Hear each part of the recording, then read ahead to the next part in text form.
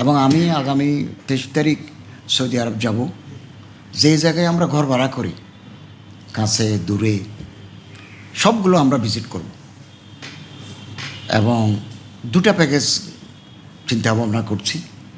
একটা 1.5 ফ্রম হোলি কাবা, যেটা আগে থেকে চলে আসছে, আরেকটা আরেকটু দূরেই, হয়তো ডবল দূরত্ব, যেখান থেকে ট্রান্সপোর্টেশনের ব্যবস্থা থাকবে। বাসে মিসফালা ব্রিজের কাছে নামিয়ে দেবে, এরপরে তো গাড়ি ঢুকতে দেয় না। তো এইরকম যদি আমরা হোটেল ঠিক করতে পারি যাদের ট্রান্সপোর্টেশন আছে, পাসপোর্ট এনে দেবে, তাহলে আমরা আরও খরচ কমায় ফেলতে পারবো।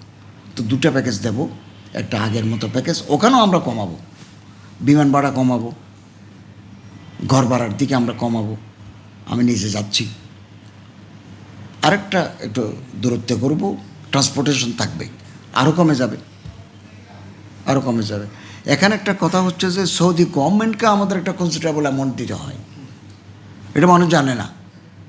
মনে করে যে বিমান ভাড়া এত টাকা নেয় কেন? 3 জায়গায় টাকা নিতে হয়। সৌদি গভর্নমেন্টকে আমাদের একটা কনসিডারেবল অ্যামাউন্ট দিতে হয়। মিনা, মুজদালিফা, আরাফার, এই ওনারা খাবার দিবেন, ওনারা পানি দিবেন, ওনারা বিদ্যুৎ দিবেন, এগুলো দিতে হয়। এখানে ABCD জন ভাগ করা। তো আমরা একটা নির্ধারিত জনে নেব, জনের ভাড়া ঠিক করা আছে। এরপরে ঘর ভাড়া আমরা একটা কমাবো। বিমানের সাথে কথা হয়েছে, ওনারা রাজি হয়েছেন।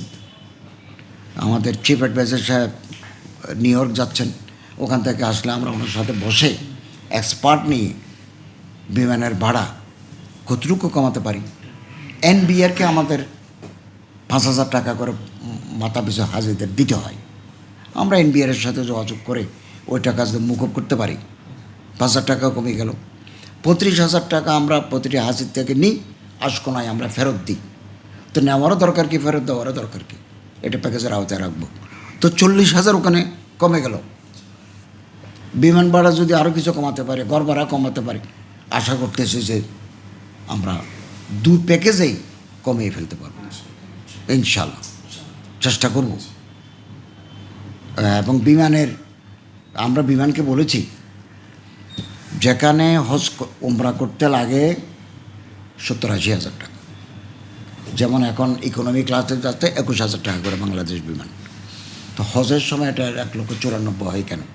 তারা বললো যে আমরা খালি ফিরে আসি, আমাদের ফুয়েল কস্ট।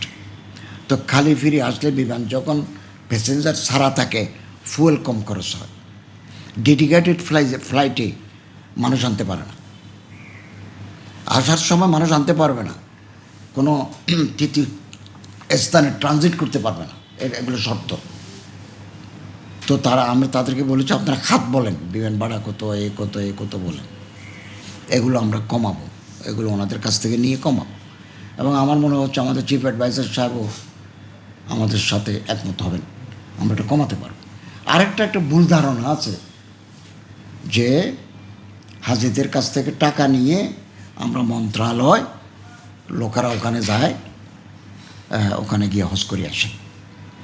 আমি আপনার মাধ্যমে দেশবাসীকে জানাতে চাই, আমরা 1 পয়সা হাজিদের কাছ থেকে মন্ত্রণালয় নেয় না। এজেন্সিরা বিজনেস করে, এটা করবেই, এজেন্সিরা তো করবেই, কাছে রাখে, দূরে রাখে, একেবারে মক্কা টাওয়ারে, ক্লক টাওয়ারে রাখে, মক্কা টাওয়ারে রাখে। এরা কোটি কোটি টাকার মালিক, ডাক্তার, ইঞ্জিনিয়ার, বিজনেসম্যান, তারা থাকুক না, 9 লক্ষ টাকা প্যাকেজে তারা থাকুক, আমাদের কোনো আপত্তি নেই, দূরে রাখে। তো আমরা বলছি যে এজেন্সিদেরকে চুক্তি করতে হবে হাজিদের সাথে, তুমি আমার কত মিটারের ভিতরে রাখবে, কী মানের খাবার দেবে, হোটেল দেবে, ওগুলো আগে ভাগে চুক্তি হবে। চুক্তি না করলে তো ওই হাজি সাহেবের দোষ। এবং আমরা 1 কোটি টাকার ওষুধ নিই, 200 জন আমরা ডাক্তার, নার্স, টেকনিশিয়ান, ব্রাদার নিই, এর মধ্যে 80 জন MBBS ডাক্তার। এগুলোর খরচ হাজিদের কাছ থেকে আমরা এটা মন্ত্রণালয় দিই। এক প্রকার ওয়ান কাইন্ড অফ সাবসিডি আমরা তাদের দিয়ে থাকি। আমরা মেডিকেল ফ্যাসিলিটিস দিই, মেডিসিন দিই, কেউ যদি অসুস্থ হয় তারা হাসপাতালে পৌঁছেই দিই। এগুলো মন্ত্রণালয়ের টাকায়, হাজির টাকায় নয়। হাজির কাছ থেকে আমরা এগুলো টাকা নিই না। এমনকি স্ট্যান্ড বসাতে হয়েছে বুকের ভিতরে, এটাও মন্ত্রণালয়ের খরচে। মানুষ হারিয়ে যায়, তারা খুঁজে আনার দায়িত্ব আমাদের।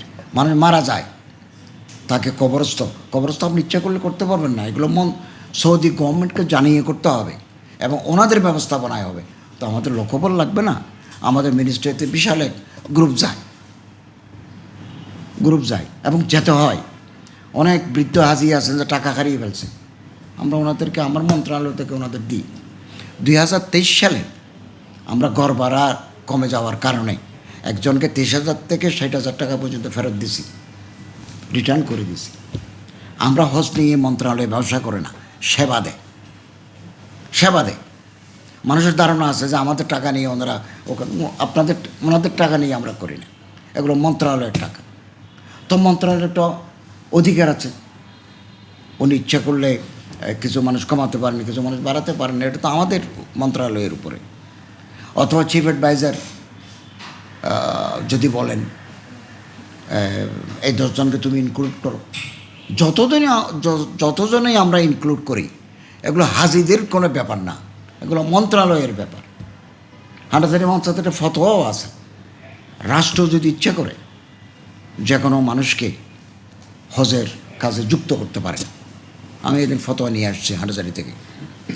তো অতএব আগের মতো করে মানে বেশি মানুষও যাবে না, আমাদের মন্ত্রণালয়ের খরচও আমরা লিমিট করে ফেলব। আর হাজিদের টাকা তো আমরা এখানে ব্যবহারই করি না। 3 জায়গায় বড় খরচ, গভর্নমেন্টকে পেমেন্ট করতে হয়, সৌদি গভর্নমেন্ট, বিমান ভাড়া আর ওই বাড়ি ভাড়া, এই 3টা খাত আর ছোটোখাটো খাত অল্প অল্প করে যদি আমরা মিনিমাইজ করতে পারি, মোটামুটি আমি আশা করি যে আমরা একটা ভালো প্যাকেজ দিতে পারব। হাব যে যাদের সাথে আমরা কাজ করছি, তারা তো ভাড়া কমানোর জন্য আমাকে বিভিন্ন প্রপোজাল দিচ্ছেন, ভাড়া কমানোর জন্য, এবং ভাড়া কমানোর জন্য তারা প্রেস কনফারেন্সও করেছেন। এজেন্সি যারা আছে তাদের সাথেও আমাদের কথাবার্তা হয়েছে, প্রত্যেকে খরচ কমাতে চান। আমরা এটা বিবেচনায় এনে হাব এবং এজেন্সি যারা আছে তাদের সাথে মিলেমিশে আমরা কমাবার উদ্যোগ নিয়েছি।